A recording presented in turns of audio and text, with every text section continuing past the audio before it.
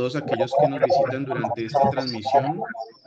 Mi nombre es Jorge Bejarano y seré el moderador de la ponencia titulada La experiencia de lo que se escapa de la experiencia, a cargo de Jean-Claude Martin. Jean-Claude Martin es doctor en filosofía de la Universidad de Estrasburgo, Francia. Fue director del programa del Colegio Internacional de Filosofía de París durante 8 años. Es conocido y allegado de los filósofos franceses Jean-Luc Nancy y Gilles Deleuze, a quienes dedicó varias de sus tesis y obras.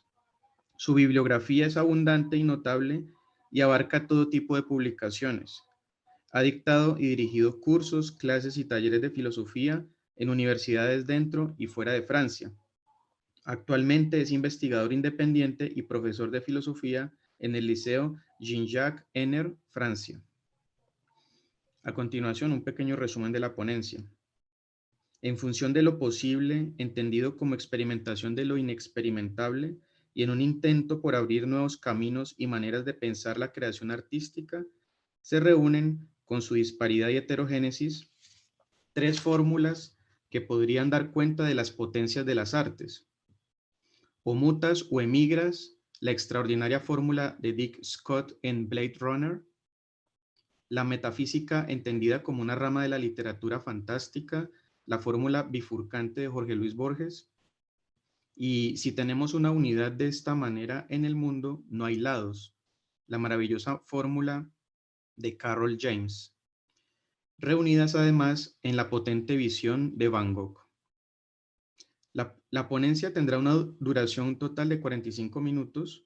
Los asistentes pueden formular sus preguntas a través del chat de Zoom y al final de la intervención se seleccionarán y socializarán 2 de ellas en un espacio de 10 minutos. Para llevar un registro de asistencia de cada ponencia, hemos creado un formulario que todos deberán llenar. Les recomendamos que es obligatorio registrar su participación si desean obtener el certificado de asistencia del seminario. El enlace al formulario estará únicamente disponible en el chat de la sala Zoom durante cada ponencia. Adelante con la presentación. Bonjour. Je voudrais, en guise d'ouverture, rendre hommage à l'Université de Cauca pour cette invitation, ainsi qu'à la Faculté des Arts, au comité d'organisation du séminaire et au doyen de la faculté, César Mosquera, un hommage qui prendra la forme expérimentale d'un enregistrement et donc d'une visioconférence. Alors, la question qui nous retiendra pour honorer cette invitation sera bien celle d'une expérience. Faire une expérience, cela suppose bien que quelque chose nous a menés vers elle, nous appelle pour la mettre en œuvre. Ce n'est pas juste un hasard désordonné, mais la certitude avant même de franchir le mur, avant de grimper pour le dépasser éventuellement, d'un autre paysage, certitude d'un autre paysage. Ah, il nous arrive de soupçonner que derrière le mur se tient un terrain inconnu, avec une anticipation que l'expérience n'explique pas, mais qui, au contraire, va déterminer cette tentative et nous introduire dans un mouvement inconnu, des vitesses tout à fait nouvelles. Je vais, pour entrer dans cette expérience de l'inexpérimentable, me contenter peut-être de prendre quelques exemples sans les enchaîner de manière systématique, en suivant une certaine flânerie, un chemin distrait comme dans une conversation avec vous, qui partagez un même monde depuis un autre point de l'espace, aujourd'hui, derrière le mur. Il s'agit de cet écran, bien sûr, d'où je m'adresse à chacun et peut-être déjà à moi-même, avec le sentiment de me dédoubler. L'appel du tableau voire de l'écran, est évidemment une ouverture qui nous entraîne hors de soi, à la rencontre de l'inédit.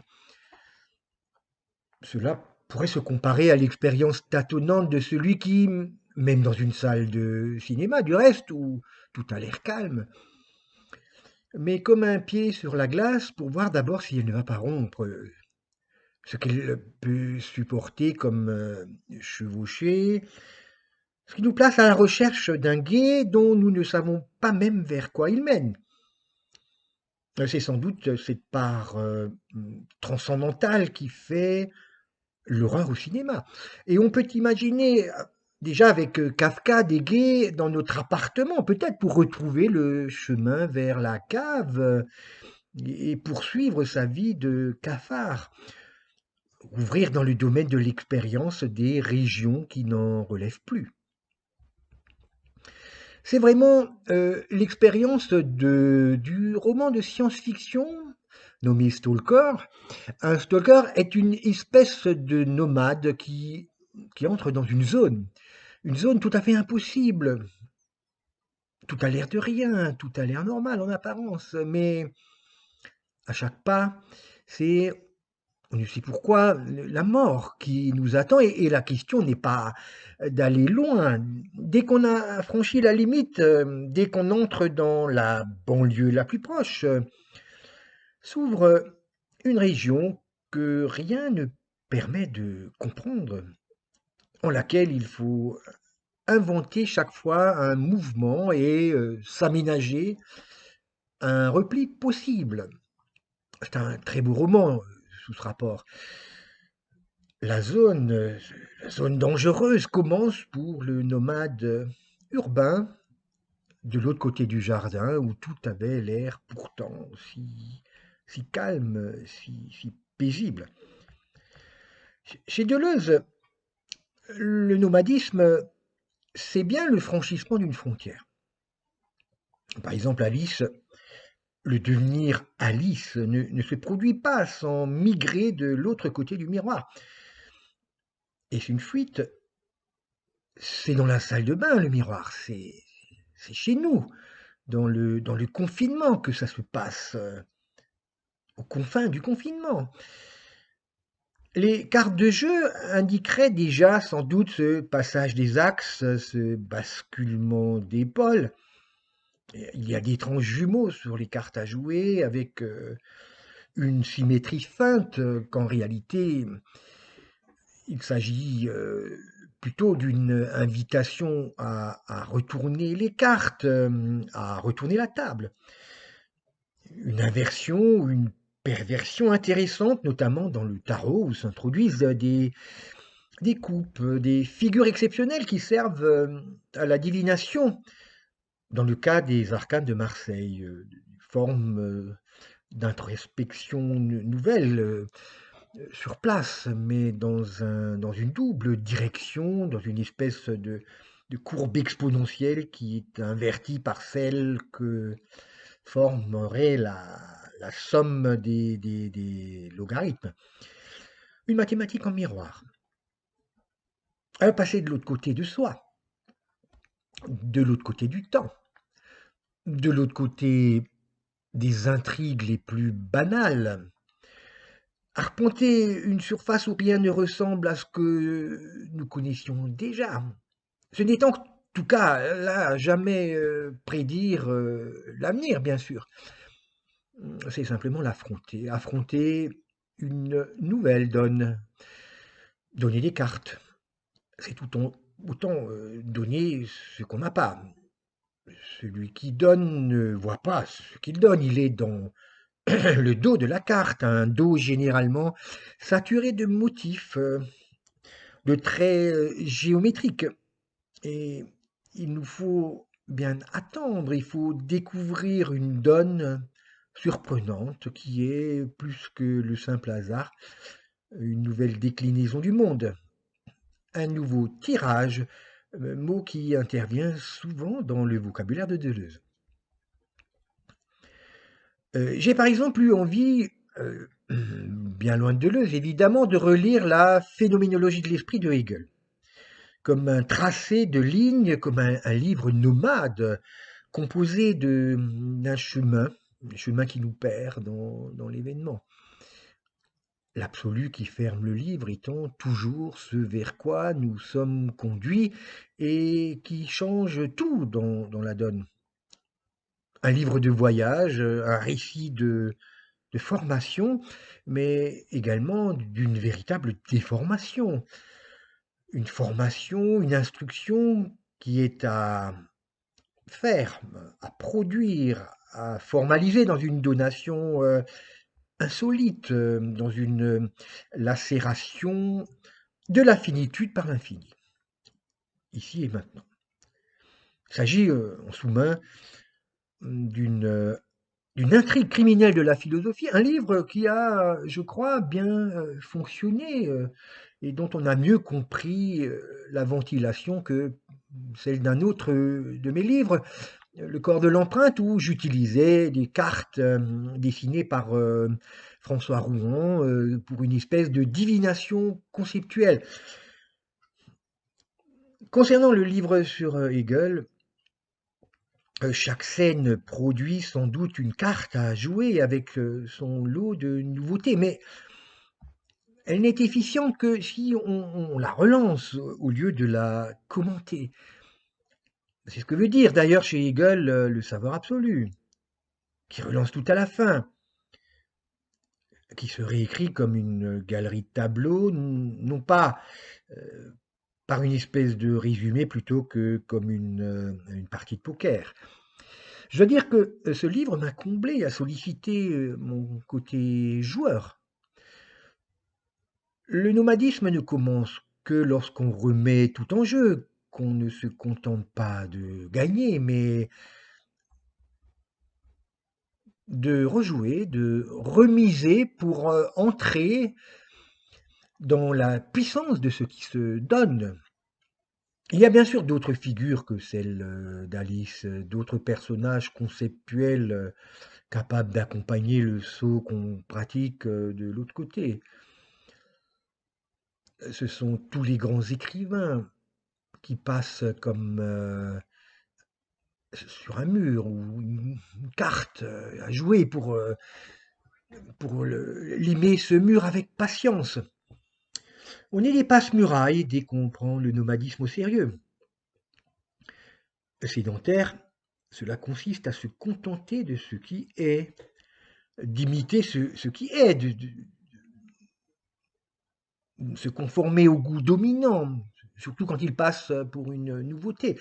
Or, il s'agirait plutôt de réécrire une critique du goût. Il est possible d'ailleurs que je l'ai faite dans le siècle deleuzien. Mais je crois que ce renversement du jugement de goût, c'est dans la rencontre de la science-fiction que je l'ai vraiment produit. Là, le voyage se fait intersidéral et comme cosmologique. 3 étages d'une fusée qui se sert de la logique de Hegel comme d'un lanceur. Alors ce livre, je l'ai réalisé dans un moment qui est celui de l'attente du joueur, quand vraiment l'infini vient distendre le temps et que la partie, toujours finie bien sûr, se remplit de moments de plus en plus infimes, bouleversants. Le nomade est dans le temps de l'espace le plus vide. Il est dans le temps du désert où il ne se passe rien, mais où le moindre détail prend une importance extraordinaire. Il est à l'affût de signes, ce sont des signes que j'ai guettés, notamment dans Ridley Scott, qui est placé dans la durée, c'est un ouvrage qui est placé dans la durée des machines, des androïdes, eux qui cherchent un peu de survie, enfermés dans la limite d'une programmation que Blade Runner conteste en se donnant un tout autre temps et bien d'autres puissances. Il y a des formules pour dire ce franchissement de la limite, cette puissance de l'expérience. La formule qui m'a le plus étonné dans le roman de Philippe K. Dick et dont je retiens la forme systématique, c'est, je cite, muter ou émigrer. Ça, c'est la formule du nomadisme. Je l'ai trouvé dans le roman de Philippe Cadic. Vous restez sur place et le changement impose finalement un destin bien pire que si vous émigriez. Tout est détruit dans la ville et vous ne pouvez prendre la tangente. Il ne reste qu'à changer. Il s'agit d'une mutation s'imposant à celui qui s'accroche, vaille que vaille, à un monde, à un quartier devenu inviable, post-apocalyptique, saturé de radiation quand règne le brouillard et la nuit. Pour les radiations, bien sûr, on peut encore attendre, mais les Japonais, les Russes connaissent ça déjà très bien. Les virus, eux, ne sont pas bien loin et la surproduction nous apprend chaque année en juillet que nous avons dépassé les capacités régulatrices de la planète. Le mutant n'est donc pas le migrant qui s'en va parce qu'il ne supporte plus les conditions de vie capables de le faire changer. Ce n'est pas la même opération. Rester sur place, évidemment, nous n'avons pas le choix. Mais rester sur nos chaises, comme celle de Van Gogh à Arles, c'est souvent s'affronter à l'impossibilité.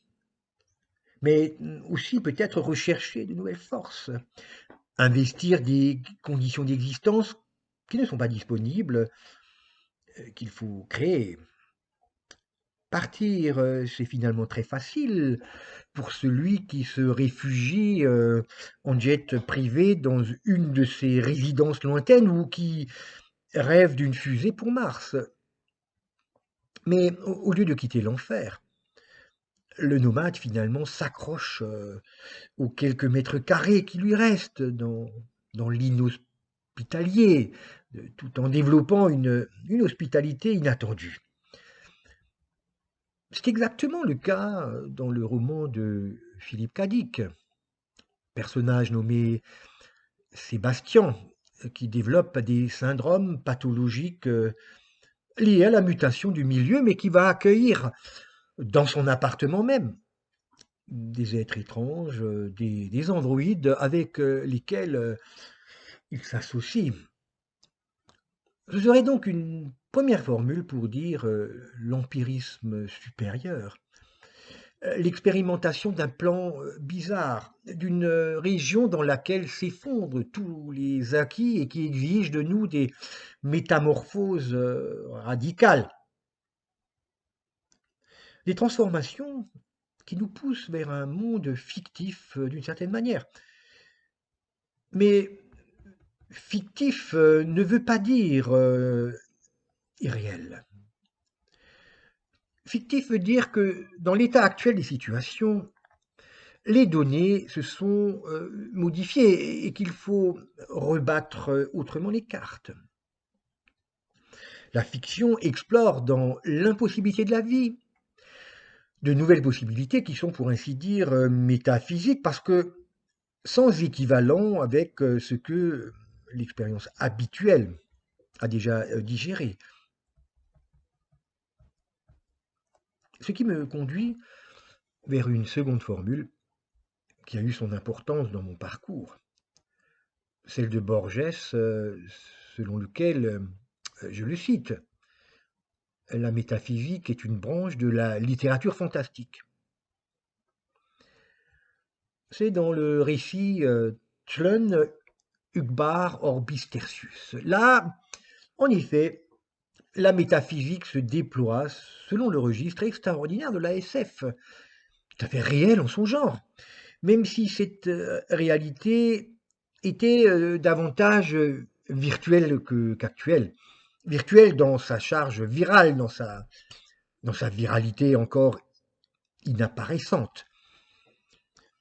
On peut donc bien rester sur place, on peut se retourner vers les ruines, descendre dans le quotidien, mais pour y voir naître une mythologie, des héros comparables aux comics, des figures qui sortent de l'ordinaire parce qu'on continue justement de vivre dans l'ordinaire, on ne le quitte pas. on le subit, mais on l'habite soudainement de dieux qui n'ont pas encore vu le jour pour résister, trouver une issue, muter, selon des transformations monstrueuses et pourtant prometteuses. Homme araignée, homme chauve-souris. Underground, c'est aussi cela. Rester sur place pour découvrir un enfer. Devenir cloporte comme Grégoire dans La Métamorphose de Kafka. Muter, c'est l'exercice même de la métaphysique, de l'exploration au sein de la physique la plus commune, d'une fiction possible, d'une option réalisable. Mon roman, La Chambre, raconte un peu cette transformation, transformation de ce genre. De même, En faire de la philosophie essaie d'explorer toutes les galeries qui ont conduit les créateurs vers la mutation en réalisant des fictions devenues réelles, comme pour le cri de Munch, qui renoue avec un paysage fantastique et effrayant, tout à fait effrayant. Je retrouve évidemment cette proposition, cette formule dans mon livre sur Ridley Scott. Et je dois dire que mon Van Gogh a été un bon candidat déjà pour une telle mutation. Là aussi, mon livre, donc L'œil des choses, lui est entièrement consacré pour suivre la transformation qui lui fait découvrir un autre soleil, fictif, mais de plus en plus réel, de plus en plus actuel dans son œuvre, au point de nous aveugler, de développer un autre œil, un œil métaphysique, la métaphysique qui accompagne toute fiction. Nous disions tout à l'heure à propos de Stalker que tout change de nature, passé à une certaine limite. Et chez Carroll, en passant de l'autre côté du miroir. Mais y a-t-il vraiment un autre côté? La métaphysique comme science-fiction doit-elle se produire ailleurs? Dans Stalker, ce n'est pas vraiment un autre côté. Hein. Peut-être n'y a-t-il qu'un seul côté et que l'autre face ne donne pas sur un autre monde. L'underground est à ce prix, il s'agit de la même ville, c'est ici que les choses se mettent à dérailler, au plus près, à quelques mètres de chez nous, voire dans notre chambre, comme c'est le cas de certaines nouvelles de Lovecraft, notamment La Maison de la Sorcière. Un sacré voyage débute sous de telles latitudes, sous l'espace intramuros du lieu, au point d'inventer une nouvelle géométrie. Dans une telle perspective, la question du côté, pour ainsi dire, tombe, ou du moins se renouvelle entièrement. Ce qui, bien sûr, nous dérange est sans doute contre nature, pour autant que notre vouloir nous demande plutôt des choses du côté desquelles nous puissions nous ranger. C'est pourquoi s'impose comme une troisième formule, celle de William James, qui répond ceci dans une lettre à Hodgson. Si le monde est une unité de cette sorte, il n'y a pas de côté. C'est que, finalement, tout se produit du même côté, d'un seul côté, sans donner sur un envers, ni un endroit, à la manière plutôt d'un anneau de Möbius. Où que nous allions, nous trouvons toujours une ligne pour le faire. Même à descendre dans un métro, ce sera en suivant un unique bord qui peut produire des zigzags, se gaufrer comme une surface qui se recouvre sans cesse sur son espace, avec la vitesse à laquelle on descend les escalators. Il s'agit finalement d'une seule face, étalée, se contournant, tous sens, faisant des plis, selon un escalier à plusieurs étages. Ou encore, mieux, les bulles de savon comprimées qui sont faites d'une seule membrane, mais infiniment divisible, une mousse unique pour des cellules nombreuses. Cette étendue-là, singulière, qui fait notre mouvement, notre monde, sous des tourbillons que j'analyse dans Éloge de l'inconsommable, où je cite, c'est un autre ouvrage, où je cite la lettre de James en espérant découvrir pour la métaphysique des objets qui ne sont ni Dieu, ni le moi, ou le monde, mais un robinet qui coule ou une étrange assiette à Istanbul. Voici donc quelques formules qui s'appliquent à ma manière de distribuer les choses dans une conception nomade de l'existence. Mais on pourrait en trouver d'autres. À l'intérieur des livres que j'ai écrits, j'adore par-dessus tout cette autre formule encore d'Eiji Oshikawa à propos du guerrier Musashi. Je cite, il était devenu l'univers ou l'univers était devenu lui. Il était là sans être là. Fin de citation. Il était là sans être là. C'est exactement cela, le mouvement. Rien à voir avec le Dasein dans la pensée de Heidegger, avec l'être là qu'il envisage. C'est d'un seul côté que se répartissent l'être et les temps, l'être ne se retirant jamais de l'autre côté. L'autre, en tout cas, est dans le même. Autrement dans le même, certes. Éternel retour du même. Alors, pour commencer le grand voyage, celui que j'ai fait avec tous les auteurs de science-fiction dans une sacrée aventure, rarement dépliée pour des raisons qui tiennent à notre culture universitaire. Une culture trop convenue et toujours fort pudique devant tout ce qui n'est pas encore digéré par ses codes, par un cursus capable de rendre finalement pédant, ce qui, en vérité, s'affirmait comme une expérience vitale. Pour tous ces traits et par tous ces traits, néocriticisme me plairait bien mieux que postmodernité. Néocriticisme. Mais puisqu'on nous a appelés ainsi, postmoderne, il faut bien dire ce qu'il en est ici et maintenant. Ici et maintenant, nous pouvons rester sur nos chaises, mais cela ne se fera pas sans que tout se modifie. Les chaises de Van Gogh, on ne peut s'asseoir sur leur support. C'est d'ailleurs pour la chaise à Arles un signe qui vient complètement défoncer l'idée de support, substance, ou littéralement de ce qui se tient de ce qui se tient en dessous. En fait, cette chaise est posée comme sur une dalle qui penche dangereusement vers l'avant-plan. Un mouvement de bascule qui nous donne le sentiment vertigineux d'être assis sur un bobsleigh. Pour corser le tout, les 4 pieds du tabouret n'ont pas la même longueur et l'assise est penchée.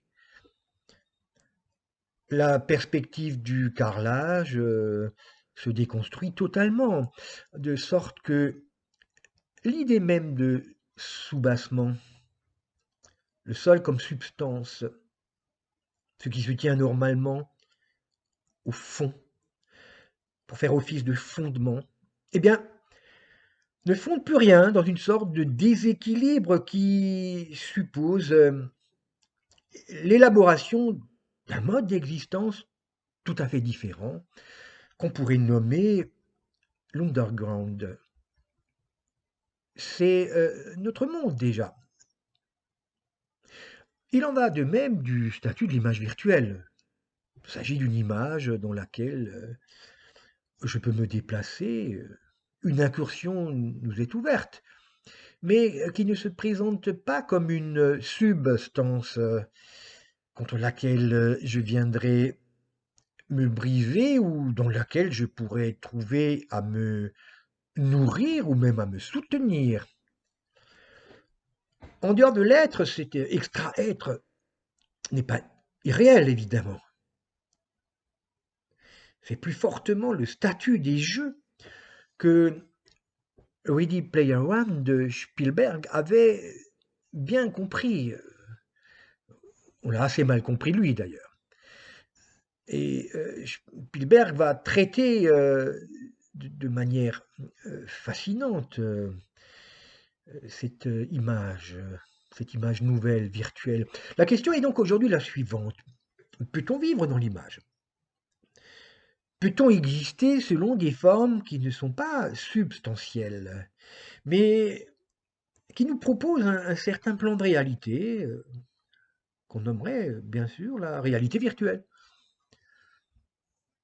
Ce sont des questions qui se posaient déjà au Moyen Âge, en longeant la querelle des universaux. La philosophie médiévale est une réflexion passionnante sur les modes d'existence, celui des anges, des esprits et, pour l'étrange chantier du nominalisme, celui des genres. S'il faut un jour retenir quelque chose de mon ouvrage Ossuaire, ce serait cette idée-là. Quel statut donner à un genre si on peut l'envisager comme une constellation? Que valent les ensembles? Ou mieux encore, les multiplicités? Il faut bien que les multiplicités existent en quelque sorte et selon une individuation singulière. Pas seulement le corps qui est une multiplicité de cellules, mais encore le genre qui fait que ce corps-là relève d'une espèce très particulière. Ne fallait-il pas une notion commune? Ne fallait-il pas des branches de développement qui s'imposent à la diversité du vivant? Voici que naissent des complexes signifiables dont toute la scolastique médiévale va chercher à définir le mode d'existence en dépassant Aristote, bien sûr. L'espèce, par exemple, la panthère, est-elle seulement une classe abstraite ou faut-il reconnaître qu'il s'agit d'un concept qui va effectivement exister d'une certaine manière à l'intérieur du développement de la panthère réelle pour lui donner ses caractères, ses traits distinctifs?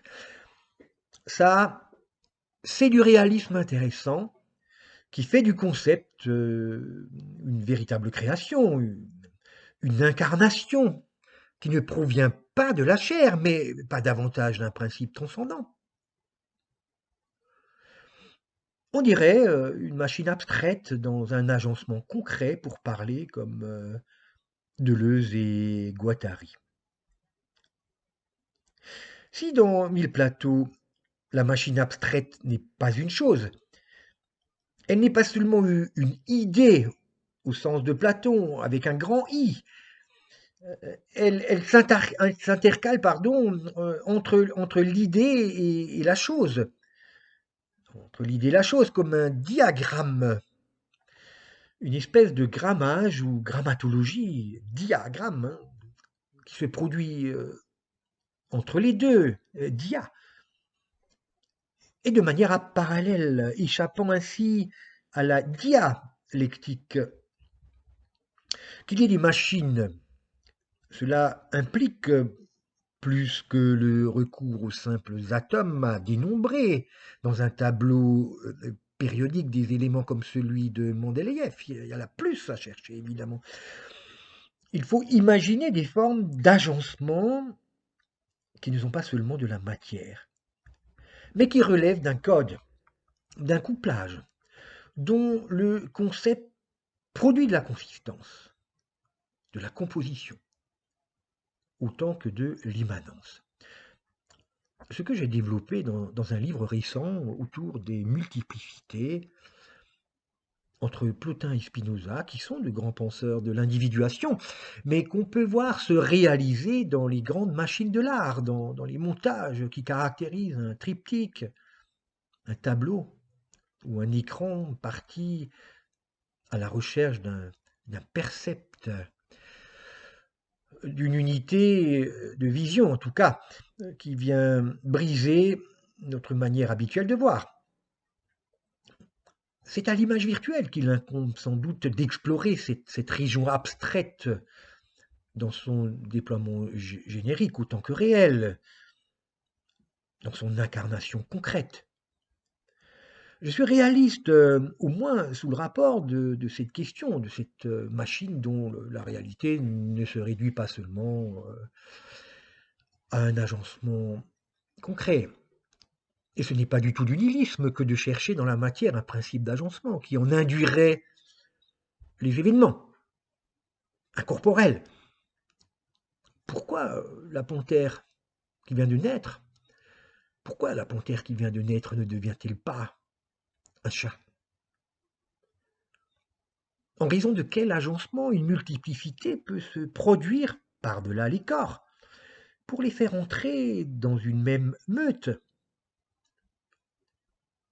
C'est Keats aussi qui hérite de cette question, un grand poète, et se demande si le retour du moineau n'est pas éternel, ou le chant de la mésange, comme placé hors du temps. Depuis quand cette forme du rossignol vient-elle hanter le monde par tous ces exemplaires qui incarnent une machine abstraite placée comme hors de la durée?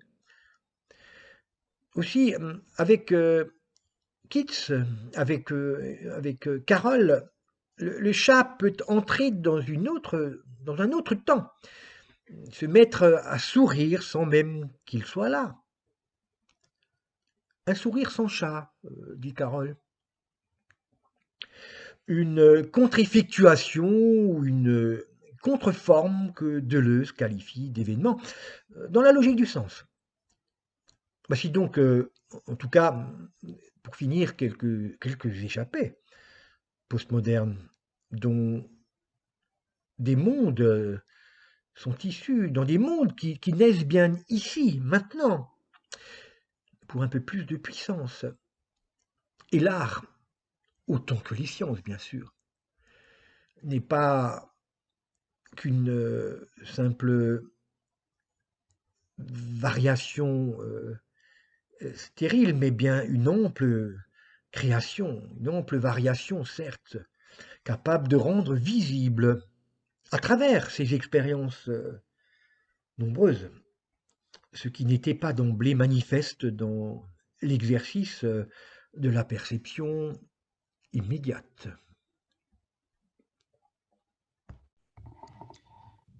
Merci Jean-Claude pour cette merveilleuse conférence. Donc, comme il n'y a pas de comme il n'y a pas de questions du public, je vais vous poser une question. Oui. En vous écoutant, j'ai l'impression que tout est réel, c'est-à-dire il semble qu'il n'y a pas de limite ou de distinction entre, par exemple, le réel et l'imaginaire ou le réel et le fictif. Alors, une question telle que comment rendre plus réel ce qui existe aurait ou non du sens. Dit autrement, si tout est réel, est-il nécessaire de rendre plus réel ce qui existe? Merci. Oui, alors j'ai entrelacé beaucoup d'images différentes autour de Borges, de James, et Philippe Cadic. également. Mais au fond, la question était simplement, dans ce réel-là, en effet, comment franchir le mur? Enfin, comment, d'une certaine manière, imaginer un autre côté? Bon, en même temps, c'était pour dire aussi qu'il n'y a qu'un seul côté et qu'il n'y a sans doute pas d'un autre côté, sauf évidemment à le voir comme une image virtuelle. Donc, je crois que c'était la question de l'image virtuelle qui organisait au fond le fil de cette improvisation, enfin, le fil de cette déambulation un peu fantaisiste. Donc, le virtuel et le réel, oui, c'est la même chose. Le virtuel et le réel ne s'opposent pas. Ce qui s'oppose, c'est le réel et le possible. La différence, c'est réel, possible. Par contre, virtuel et réalité, c'est en effet quelque chose qu'on peut considérer comme faisant partie d'un même côté. Un seul côté. Il n'y a pas de réalité, il n'y a pas un monde sensible, un monde intelligible, comme chez Platon, hein, c'est pas ça. Il y a une seule réalité, ce que Deleuze appellerait l'univocité de l'être. Une univocité, une unité finalement. Spinoza aussi d'ailleurs, hein, comme philosophe, considère que nous ne sommes pas un empire dans un empire, il y a un seul monde. Un seul monde, mais qu'on peut décliner d'une infinité de manières variables. Donc, voilà, la réalité, en effet, c'est quelque chose dans quoi on peut aligner, vous savez, un peu comme des tranches avec des trous, et parfois ces tranches se superposent pour donner aux trous la possibilité d'entrer l'un dans l'autre, de faire que le regard passe à travers, et puis parfois il y a des obstacles. Donc, c'est une réalité qui est complexe. C'est de la complexité, c'est la multiplicité même. Voilà, c'est ça peut-être que l'essentiel, une réalité multiple ou un plurivers, au fond, multivers. Je ne sais pas s'il y a une traduction pour l'idée de multivers. Merci beaucoup. Bueno, voy a traducir al público. Yo le pregunté a Jean-Claude que escuchándolo uno tiene la impresión de que todo es real, de que no hay límite o distinción entre lo real y lo imaginario o lo real y lo ficticio. Entonces yo le pregunté, ¿tiene sentido la pregunta cómo hacer más real lo que existe? Porque si todo es real, es necesario hacer más real lo que existe. Entonces, el filósofo Jean-Claude Martin nos responde que efectivamente todo es real, es decir, digamos, lo virtual es inmediatamente real, porque la cuestión es cómo franquear el muro, cómo en ese entrelazamiento que él hace en su exposición entre diversas imágenes, como las de James, las de Borges, las de Kadik, cómo lograr imaginar otro lado, ¿no? Otro lado de las cosas, cómo llegar a un ver que sería el ver de la imagen virtual, un virtual que no se opone a lo real, sino que se opone, digamos que a lo posible, ¿no? Lo virtual no es lo posible. De hecho, pues en un momento dado de la conferencia, él dice que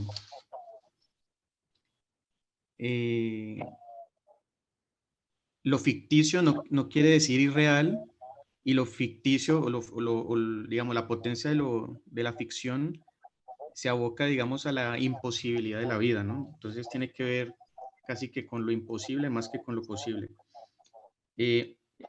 Entonces se trata de llegar a todo lo que hace parte de un solo lado, una sola realidad. Es decir, es como si no existiera, no preexistiera una realidad ya hecha, digamos, una realidad, digamos, sí, dominante, Y al final él dice que se trata como de pedazos, ¿no? De pedazos con agujeros, y estos pedazos le dan lugar al agujero para alcanzar esa multiplicidad, digamos, ese mundo de multiplicidades, lo que él llama el multiverso, que él dice que en francés multivers, no se sabe si multivers tiene traducción al español, pues no traduciría multiverso, ¿no? Que, bueno, voy a leer otras dos preguntas. Je vais vous poser alors encore deux questions. Oui. Et l'un est posé par les doyens de la faculté d'art, César Alfaro. Hmm. Il dit merci Jean-Claude pour ton brillante conférence. Ça m'appelle l'attention, la vision que se détache un peu de l'étude de la science-fiction à partir de laquelle il pourrait se poser que tout arrive d'un même côté. Si est correcte mon interprétation sur l'exposé, comment concevoir alors les dehors?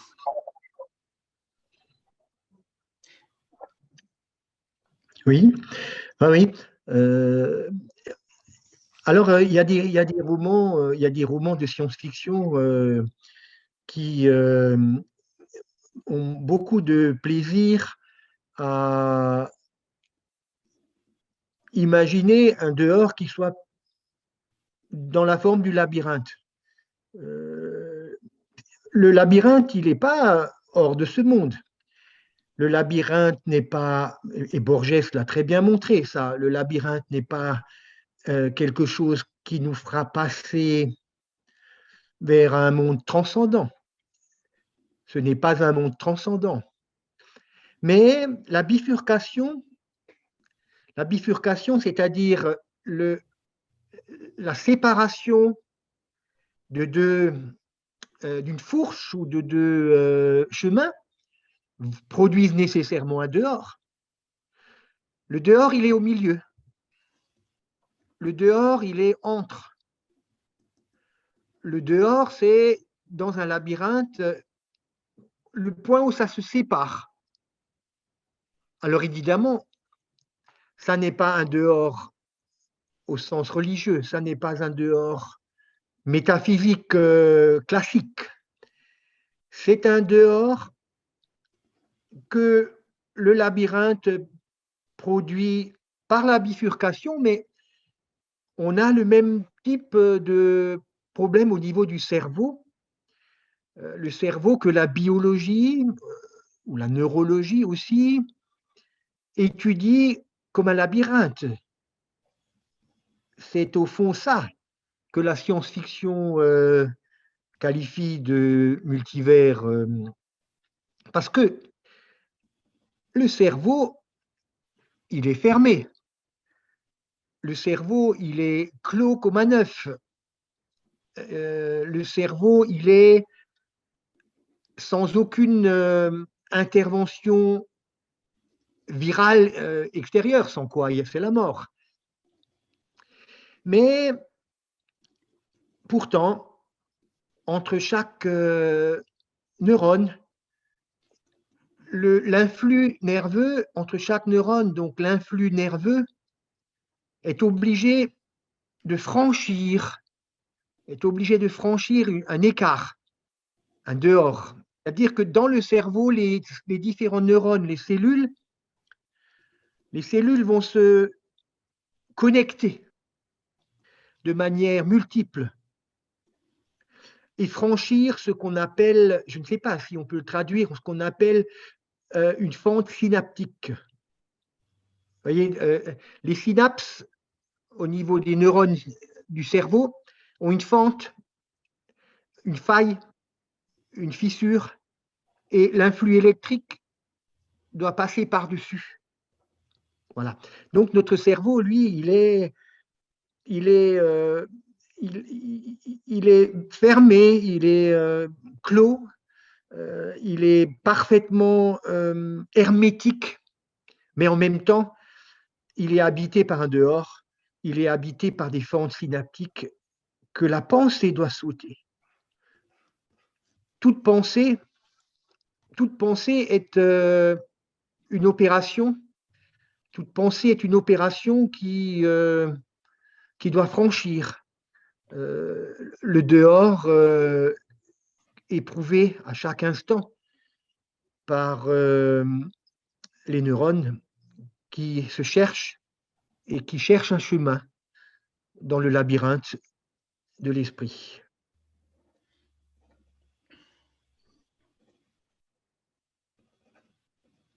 Merci beaucoup.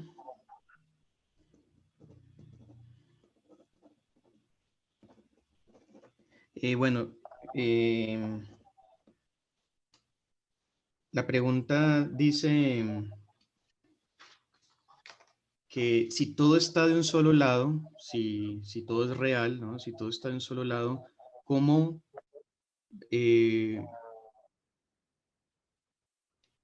pensar el afuera, ¿no? ¿Cómo concebir entonces el afuera? Y Jean-Claude nos dice, el afuera tiene la forma de un laberinto, ¿no? Borges lo mostró bien, el laberinto no nos hará pasar a un mundo trascendente, no se trata de la relación con un mundo trascendente, sino con bifurcaciones. Y dice Jean-Claude que el afuera está en el medio, está entre las cosas. No es un afuera en sentido religioso de la metafísica clásica, sino que es un laberinto que hace parte del cerebro,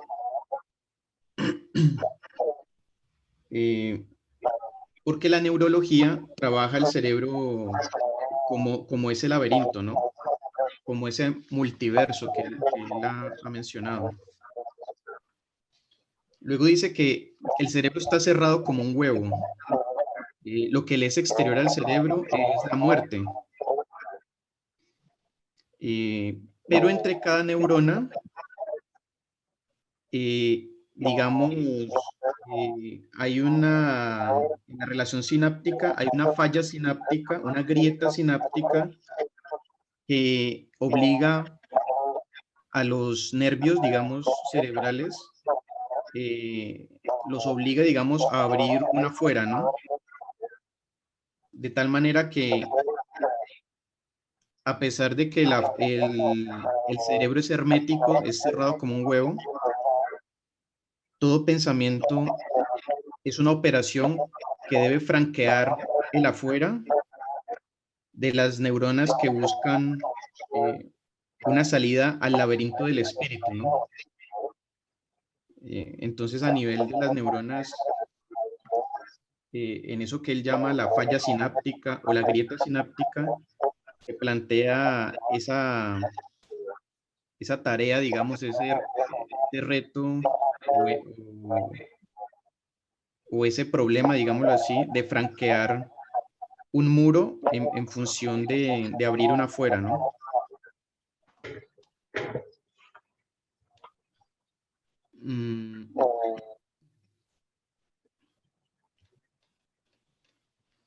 Encore une autre question.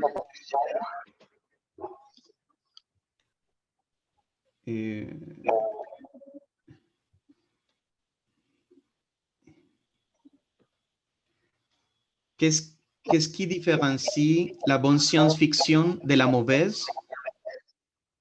Quelles sont ces questions importantes à poser et à explorer?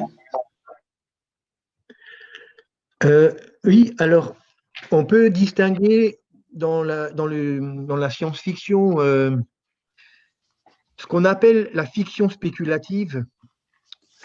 C'est des auteurs de science-fiction qui ont créé ce concept de fiction spéculative, notamment Heinlein, qui est un auteur de langue anglaise et qui fait de la fiction une approche qui relève de la science-fiction en tant que récit qui est généré par des modèles que propose la science dure, la science la plus rigoureuse comme la physique, les mathématiques. Et elle se propose, cette science-fiction, comme une métaphysique de la physique. Une métaphysique de la physique. Fiction spéculative, c'est ça. La bonne science-fiction, ça n'est pas le fantastique. C'est-à-dire qu'il y a aujourd'hui beaucoup de récits très à la mode qui relèvent du fantastique. Du fantastique avec des êtres magiques, des elfes, je sais pas moi, des personnages étranges qui sont des mages ou qui développent une magie particulière.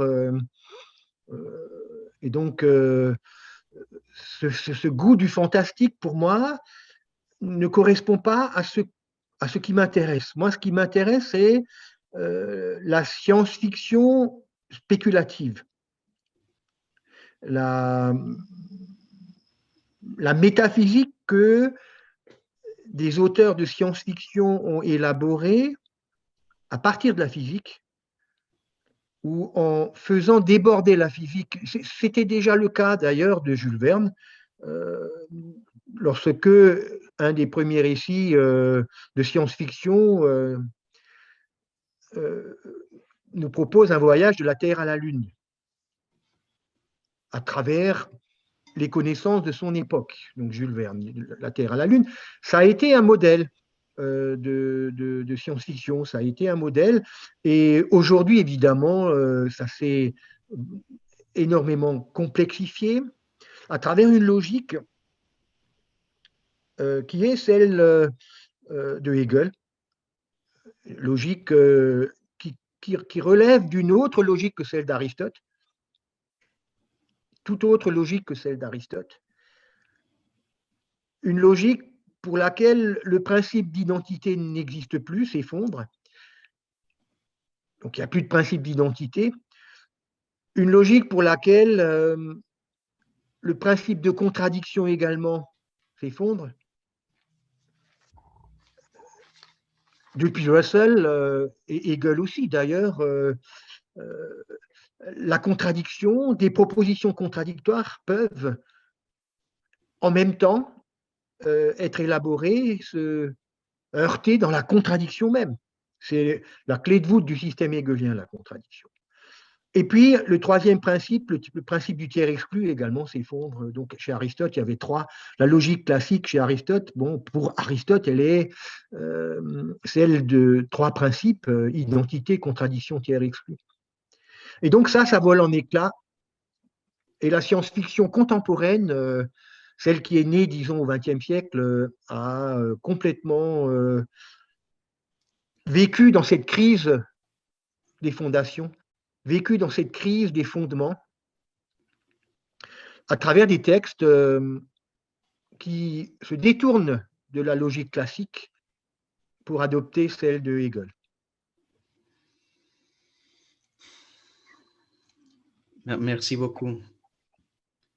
Bueno, entonces, la pregunta es, ¿cómo distinguir la buena ciencia ficción de la mala ciencia ficción? Y Jean-Claude Martin dice que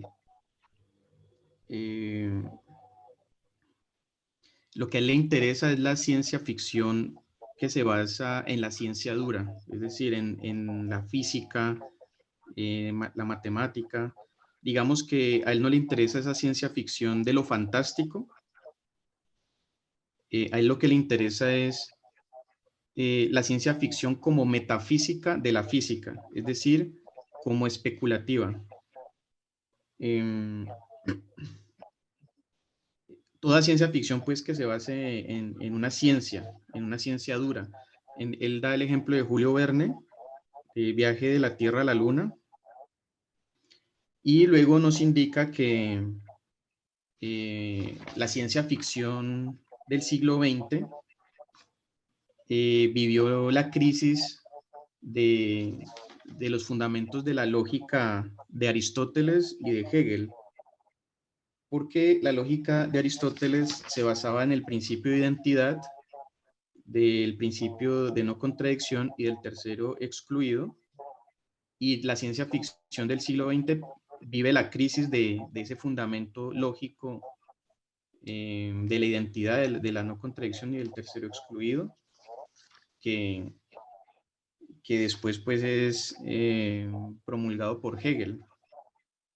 Entonces, lo que a él le interesa es esa metafísica de la ciencia ficción, esa ciencia ficción que se basa en la física y que afronta pues esa crisis de los fundamentos, de la crisis de esa lógica clásica de Aristóteles y de Hegel.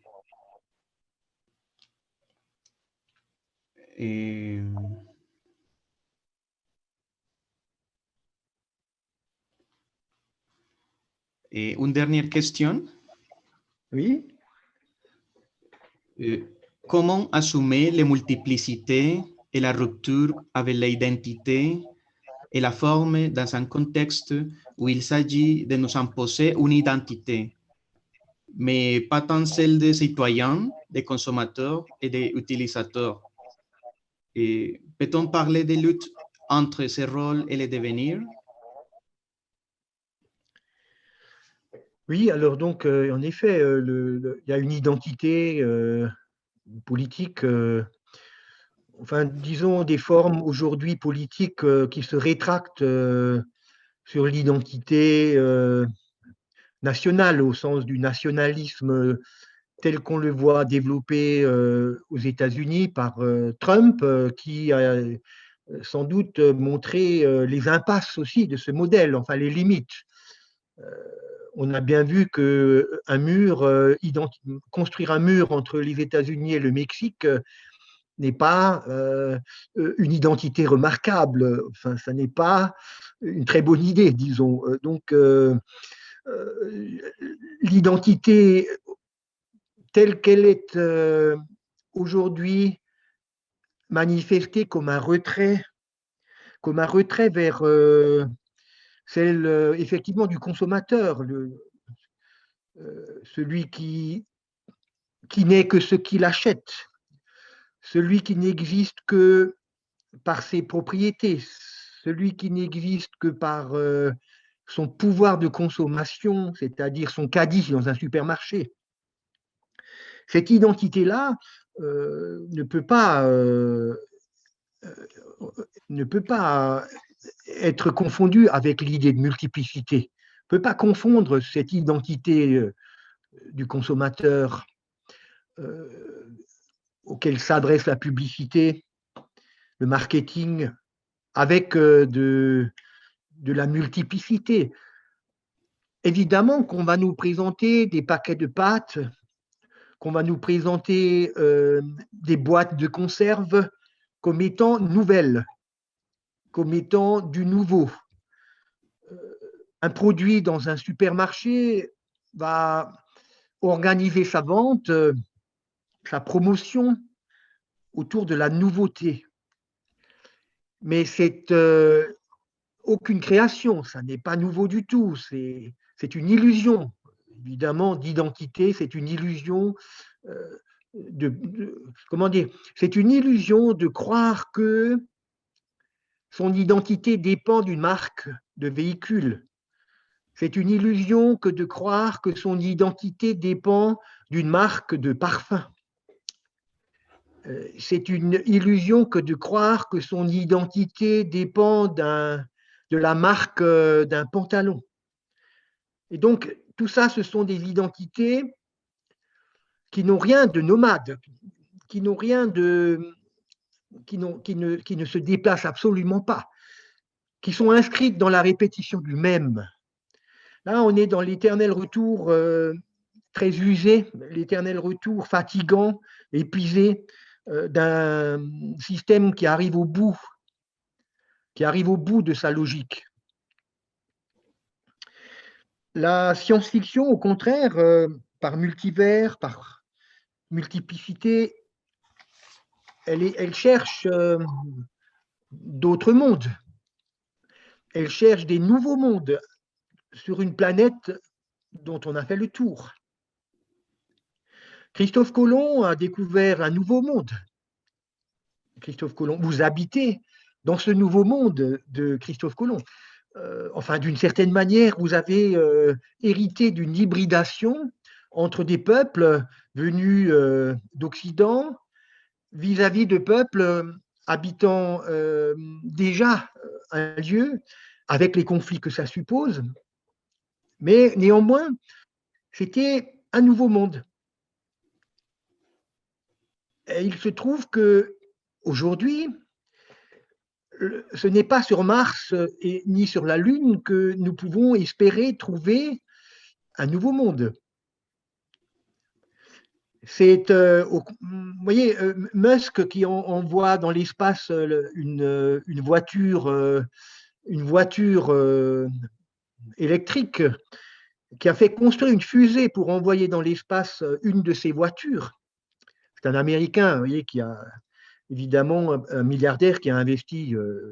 Tout ça, Ridley Scott le dénonce complètement dans Prometheus, par exemple, où il montre que le transhumanisme, ce sont des vieillards qui cherchent l'éternité. Le transhumanisme, ce sont de vieux capitalistes néolibéralistes. C'est le néolibéralisme qui rêve d'une seconde vie, qui rêve de l'éternité, le transhumanisme. Et ça, c'est pas du tout la science-fiction. C'est de la mauvaise fiction. La science-fiction, elle, au contraire, elle est comme Nietzsche, qui parlait d'un surhomme, c'est-à-dire d'un au-delà de l'homme.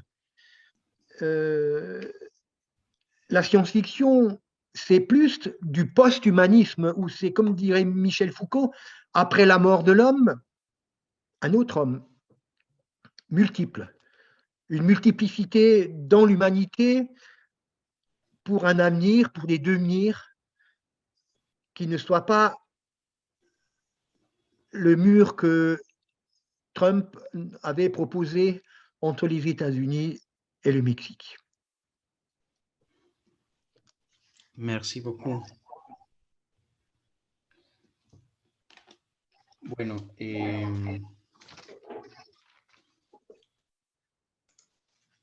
la pregunta dice, pues la repito para ustedes, se puede hablar, bueno, dice cómo asumir las multiplicidades y la ruptura con la identidad y la forma en un contexto donde se trata de imponernos una identidad, como por ejemplo las de los ciudadanos, los consumidores y los utilizadores. Se puede hablar de una lucha entre esos roles y el devenir, y Jean-Claude Martin nos responde. Existe un tipo de identidad que es la identidad política, que es la identidad nacional, nacionalista, que está encontrando sus límites o está afrontando sus límites, sus fronteras. El ejemplo que él da es el de Trump, que evidenció o mostró los límites, ¿no? Evidenció sus propios límites, porque construir un muro entre Estados Unidos y México no fue una buena idea o no es una buena idea.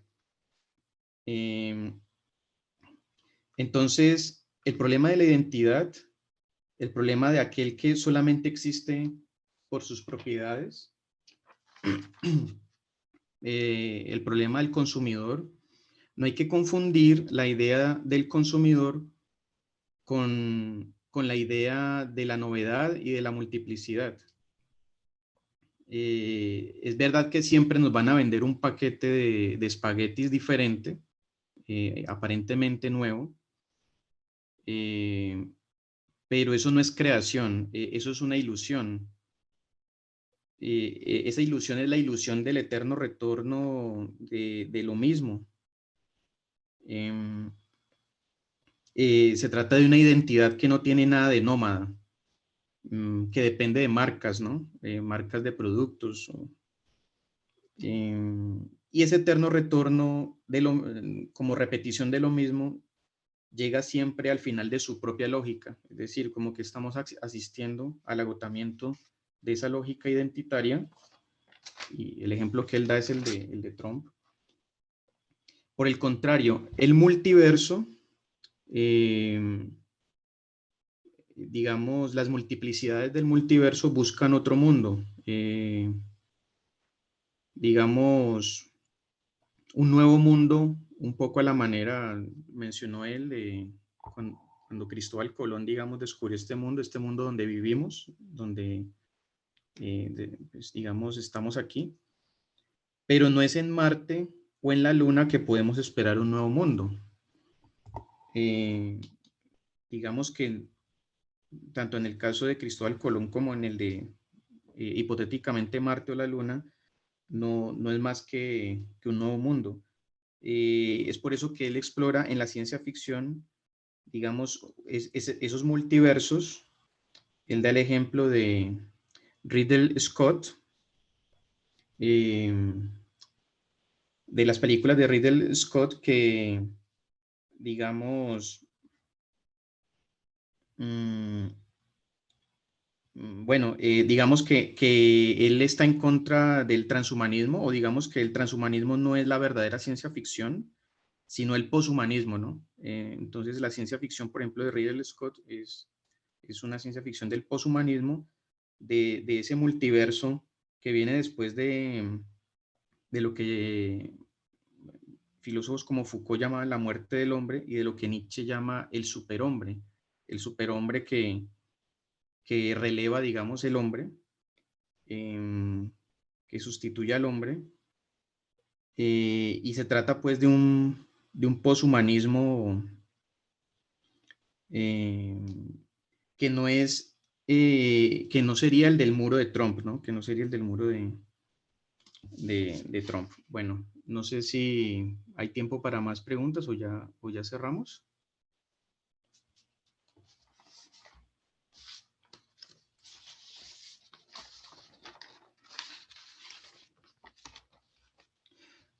Bon, merci beaucoup, Monsieur Jean-Claude Martin. Vous êtes très gentil et merci pour votre merveilleuse conférence.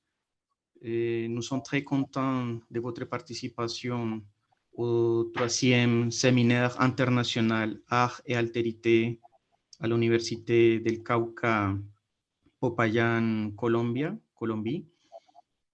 Et nous vous remercions beaucoup et une chaleureuse salutation. Et merci beaucoup, messieurs. Merci à vous, merci et bonne soirée et peut-être à bientôt. Voilà. En tout cas, vous étiez très bien, c'était très bien traduit. Je vous ai compris et je vous remercie pour cette charmante attention. Au revoir. Bueno, au revoir. El profesor Jean-Claude, el filósofo Jean-Claude, se despide, nos agradece muchísimo por la atención, y muy agradecido con todo el evento y con todos nosotros. Saludos calurosos por parte de él hacia todos nosotros. Bueno, con esto damos por finalizada la ponencia.